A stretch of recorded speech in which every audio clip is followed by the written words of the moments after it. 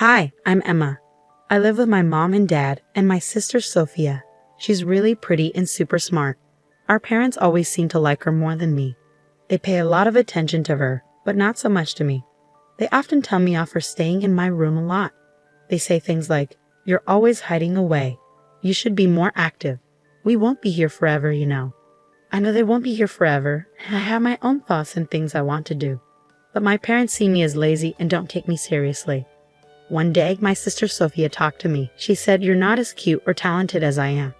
Do you ever think about what your purpose in life is?" I replied, "I'm content with my life, so please don't say strange things." She shrugged and said, "Okay, suit yourself. But let me share something amazing with you." "Something amazing? What is it?" "I'm marrying a really handsome and wealthy guy," Sophia said to me. "Congratulations, I'm happy for you," I replied. Sophia smirked and said, "You're just jealous. You'll never find someone to marry you." She assumed I couldn't find someone to marry and kept boasting about herself. "I'm not really interested in getting married, so whether I do or not doesn't bother me," I told her. I was thinking of going to my sister's wedding because she's family, but then, "What? You're actually coming to my wedding?" Sophia asked. "Yeah, why wouldn't I?" I replied. "Of course it's a problem. Having a lazy, useless person like you there will ruin everything." Sophia snapped. "What do you mean by lazy, useless person?" I asked. "A bottom feeder or idle youth is exactly what it sounds like. Someone who can't do anything, completely useless," Sophia explained. "Why are you saying such mean things?" "I just want to be there for your special day," I said. "I don't need your fake congratulations. Just don't bother showing up," Sophia said angrily. My sister really didn't want me to come to her wedding. She kept saying it, and even mom and dad agreed, calling me a lazy, useless person who shouldn't go. But I thought it wouldn't be right if no family showed up, so I decided to go anyway. On the day of the wedding, as I was getting ready in my dress, mom and dad caught me. "What are you doing here? We told you not to come to the wedding," they yelled. Hearing the commotion, my sister came over. "Why are you here? I didn't invite you," she said angrily. "But I thought it would be strange if no family came. I wanted to support you," I explained. "Why do you always have to complicate things? You're not even supposed to be known to the other family," she said. "What? I didn't know about the family dinner either. You didn't invite me," I said, feeling hurt. "Why would you be so mean? It's obvious, you just mess everything up. If people found out we have a lazy, useless person in our family, it could ruin the marriage. That's why we didn't invite you," my sister said with a cruel laugh. My parents joined in, smirking. It was clear they had planned this together. Feeling hurt and rejected, I couldn't help but be deeply saddened by their determination to erase me. "Get out, you worthless, lazy person," my sister yelled in anger. I realized there was no point in trying to reason with them anymore. So with a heavy heart, I decided to leave. "Fine, I'm going home." "Goodbye," I said, feeling defeated. They laughed. As I said my goodbye, my family continued to point and laugh at me. Trying to hold back my frustration, someone called out to me as I was leaving. "Hey boss, great job today," they said. Thanks. Wait, why are you saying that? And what are you wearing?" I asked, confused. "Yeah, I'm the one getting married. Didn't you know?" they replied. "What? Hold on, how do you know Caleb, and why are you calling me boss?" I asked, bewildered. "Also, for your information, this person is the president of my company," they explained. "No way. You're the president?" I exclaimed, shocked. "And what's your connection with Sophia?" they asked. "She's my sister," I replied. "What? Sophia is your sister? But I didn't see you at the family greeting," Caleb said, surprised. "Well, my sister didn't take me to the greeting," I explained. "Why would she do that?" Caleb asked, puzzled. "She thought I was just a lazy, useless person," I replied. "Sophia, is this true?" Caleb questioned my sister. "Well, she's always in her room staring at her computer. I didn't think she was doing anything important," my sister replied, sounding unsure, but Caleb wasn't having it. "Don't joke around. The boss gives us precise instructions from home. She's a skilled executive," Caleb said angrily, making my sister realize the mistake she had made. I didn't know, Emma. I'm sorry. I never thought." My sister Sophia stammered, realizing her mistake.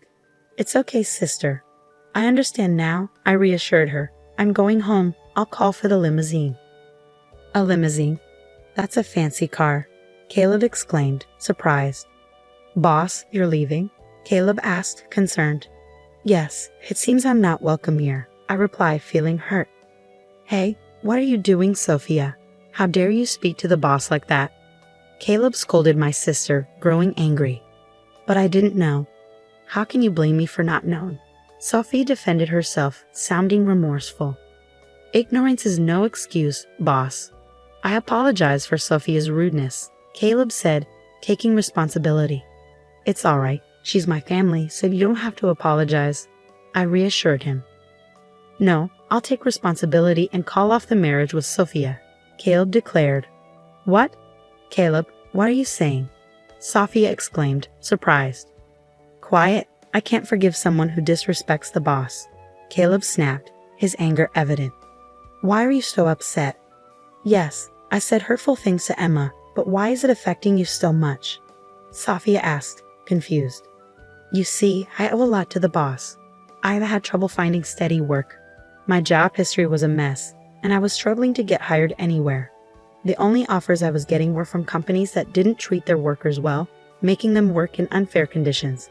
Just when I was about to give up and accept one of those jobs, I received an interview at the boss's company, Caleb explained. Caleb was talking about when he first got hired at my company. It brings back memories. I'd remember that happening, I said, reflecting on the past. The boss said she wanted to see me, not just my resume. After chatting for a while, she understood who I was and hired me. The boss's company offers fair working conditions and treats me well. So the boss changed my life, Caleb explained. Is that so? I didn't know. What a wonderful story, my sister replied, trying to win Caleb's favor. However, Caleb saw through her attempt and became even angrier. It's clear you're trying to manipulate me, but I won't forgive the disrespect you showed to the boss, Caleb said sternly, causing my sister to tremble in fear of his genuine anger. Please don't cancel the wedding. Come on, father, mother, say something, my sister pleaded, seeking support from our parents. But they remained silent, unwilling to intervene. We didn't mean to blame Emma as much as Sophia did. That's right, this is all your own doing, my father finally spoke up, shifting the blame onto my sister. What? Well, then the wedding is off, my sister exclaimed, tears streaming down her face as she screamed in frustration. Caleb remained calm as he explained the consequences of canceling the wedding. If we cancel the wedding, there will be a cancellation fee. If we cancel on the same day, it will be 100%, Caleb explained calmly. What? 100%? How much money is that? My sister asked, shocked. Well, the total cost of the wedding was $30,000, so it would be $30,000, Caleb replied calmly. What? I have to pay $30,000 even if it's canceled, my sister exclaimed, feeling the weight of the situation. That's how cancellation fees work, Caleb explained matter-of-factly. No way. Then we should just go ahead with the wedding, my sister suggested, trying to find a solution. Sorry, but I can't do that. I can't forgive what you said to the boss, and I fear you might continue to be abusive if we got married. I can't live with someone like that, Caleb explained, his tone firm. Dangerous? My sister questioned, feeling hurt. Han, please, my mother interjected, trying to calm the situation. What do you think, boss? Caleb asked me, seeking my opinion. She's saying this now, but she's just telling you what you want to hear to get through this situation, I replied calmly. If you get married, she'll likely start mistreating you too, criticizing you for not doing enough housework even though you're working, or complaining about the challenges of being a homemaker and expecting you to do all the chores. I see. Then it's better to call off the marriage, Caleb concluded, understanding the situation. Hey, don't say such unnecessary things. I almost had him convinced, my sister protested, feeling frustrated. Did you hear that? She said, convinced. That's not a word you use with someone you're planning to marry, is it? I pointed out, highlighting the lack of genuine commitment in my sister's words. I think so. I think it's better to call off the marriage or go change, Caleb said and walked away. Wait, Caleb, don't go, my sister pleaded, panicking. Emma, what have you done? My wedding is ruined. Don't blame me. This is your own doing. You brought this upon yourself, I retorted, feeling frustrated. If you hadn't insisted on me not coming to the wedding in the first place, none of this would have happened. It's your responsibility. Bring Caleb back right now, my sister demanded angrily. I understand how you feel, but Caleb seems to have lost his desire to marry. If you proceed with the wedding in this state, it will only bring pain to both of you. I think it's best to call it off, I advised. What should I do then? Did you hear about the cancellation fee? $30,000 is a huge amount, my sister exclaimed, worried about the financial implications. Yes, it's a significant sum. Even if we split the cancellation fee, it's still $15,000. And if they blame me for the cancellation, I might end up having to pay the entire amount, I explained, realizing the financial burden. Well, that's a possibility, but what choice do you have? You've brought this upon yourself, I pointed out.